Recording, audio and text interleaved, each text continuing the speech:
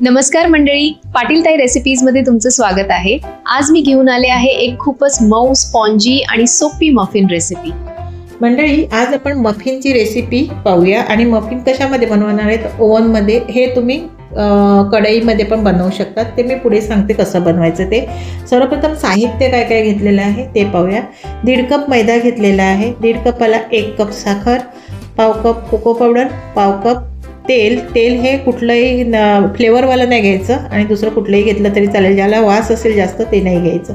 1 चमचा बेकिंग सोडा, 1 मोठा चमचा लिंबूचा रस, 2 चमचे आपल्याला व्हॅनिला एसेन्स घ्यायचं आहे आणि 1 चमचा आपल्याला घ्यायची आहे कॉफी घ्यायची आहे. ती आपल्याला पाण्यामध्ये, गरम पाण्यामध्ये 1 कप पाण्यामध्ये आपल्याला मिक्स करायची गरम. ते पुढे तुम्हाला दाखवते. आणि आपल्याला अंड्याचा वापर करायचा आहे. तर 1 अंड घेतलेलं आहे. इतकं साहित्य घेतलेलं आहे. आता आपण सगळं मिक्स करून कसं घ्यायचं ते पाहूया. आता मी ह्या 1 कप गरम पाणी घेतलेलं आहे. ह्यामध्ये 1 चमचा ही इन्स्टंट कॉफी. तुम्ही कुठलीही, मी नेसकॉफी घेतलेली आहे. तुम्ही इन्स्टंट कुठलीही ब्रँडची घेतली तरी चालेल. आता ही मिक्स करून घ्यायची गरम पाण्यामध्ये. आता 1 मोठा बाउल घ्यायचा आहे आणि त्यामध्ये पहिली घालून घ्यायची कॉफी. आता साखर घालून घ्यायची, म्हणजे ती लगेच विरघळली जाईल. आता मिक्स करून घ्यायची.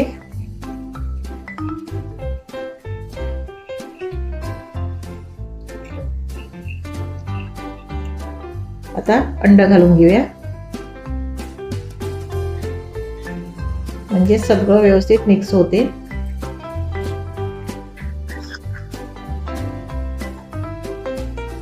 आता मिक्स करून घ्यायचं व्यवस्थित. सगळं व्यवस्थित एकदम मिक्स करून घ्यायचं. साखर, अंड सगळं मिक्स करायचं आणि मग एक साहित्य कसं घालायचं ते मी तुम्हाला दाखवते. आता हे तेल घालून घ्यायचं. सांगितल्याप्रमाणे फ्लेवरचं असेल तर नाही घालायचं. कुठलंही जेवणातलं आपण जेवण बनवतात ते तेल घातलं तरी चालेल, ऑलिव्ह ऑइल पण चालेल, पण फ्लेवर असेल तर नाही घालायचं. आणि हे 1 चमचा लिंबूचा रस घातला आणि लिंबूच्या रसाऐवजी तुम्ही व्हिनेगर पण घालू शकता. आता ही कोको पावडर घालून घ्यायची आणि व्यवस्थित मिक्स करून घ्यायचं.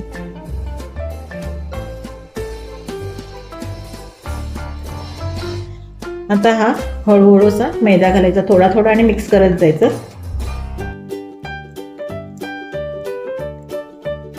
दीड कप मैदा आहे. बरोबर अंदाज मी सांगितलेला आहे आणि डिस्क्रिप्शनमध्ये पण अंदाज मी रेसिपीचा लिहिणार आहे, तुम्ही पाहू शकता.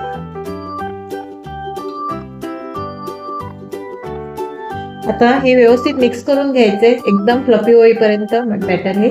आणि यामध्ये तुम्ही मीठ पण घालू शकता. आम्ही मीठ घालत नाही, पण तुम्ही घालू शकता. हवं असेल तर घालायचं, ऑप्शनल आहे. आता एसेन्स घालून घ्यायचं आणि मिक्स करायचं.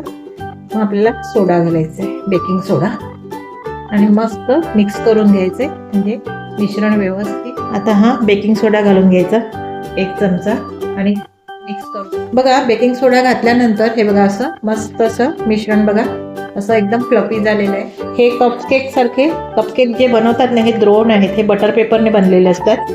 तर आता ह्यामध्ये आपल्याला हे मिश्रण घालून घ्यायचं आहे. मिश्रण घालून घेऊया.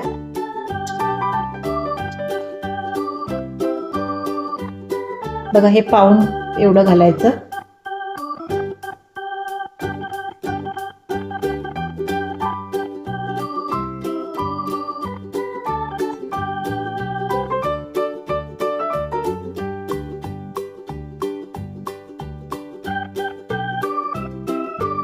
आता मी हे बघा, हे कपमध्ये भरून घेतलं.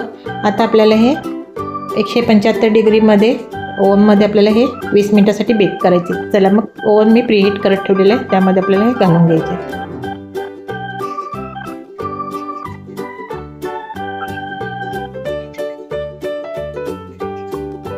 आता हे 20 मिनिटासाठी आपल्याला बेक करत ठेवायचे. कढईमध्ये बनवायचं असेल तर कसं बनवायचं ते तुम्हाला सांगते. कढईमध्ये मी बनवणार नाही, पण तुम्हाला सांगते की कढई ठेवायची आहे गॅसवर.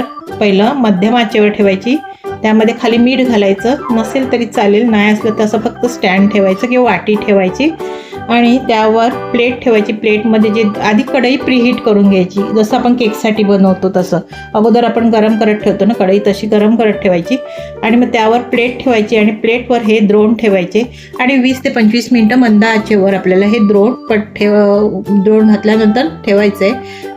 25 मिनटामध्ये आरामात हे मस्त मफिन तयार होतात, जसे कपकेक. बघा हे ओव्हनमधून आता काढून घेतले आणि बघा किती एकदम गोल गरगरीत असे फुगलेले आहेत बघा, एकदम फ्लफी आणि होतात मस्त. आता हे गरम आहेत, गार झाल्यानंतर तुम्हाला हे काढून दाखवते. बघा छान असे मफिन तयार झालेले आहेत आणि बघा मी एक असा काढून दाखवते. बघा किती सॉफ्ट झालेले आहेत आणि तुम्हाला हा तोडून दाखवते. बघा मस्त असे सॉफ्ट असे हे मफिन तयार झालेले आहेत. कशी वाटली रेसिपी मला कमेंट्स करून सांगा. धन्यवाद. ही स्वादिष्ट चॉकलेट मफिन रेसिपी नक्की करून पहा